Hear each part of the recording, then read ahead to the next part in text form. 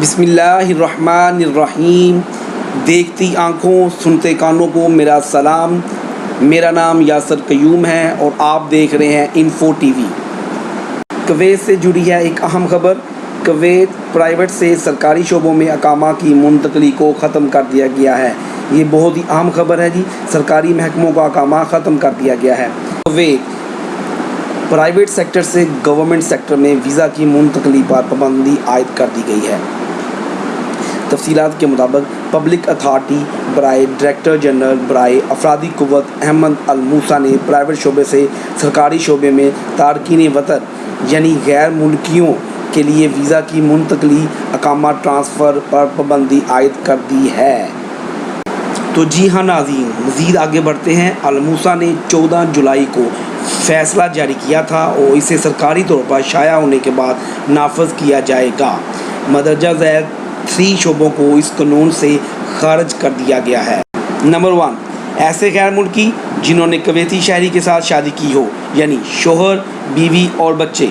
Number 2، فلسطینی شہری۔ جی ہاں دوستو، فلسطینی شہری بھی اس میں شامل ہیں، وہ لوگ جو فلسطین سے تعلق رکھتے ہیں۔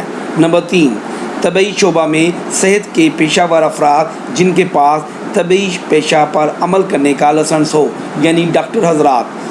تو جی ہاں ناظرین، لاک ڈاؤن کے بعد کویت کی گورنمنٹ بہت سی تبدیلی کرنے والی ہے اپنی ویزا پالیسی کے اندر۔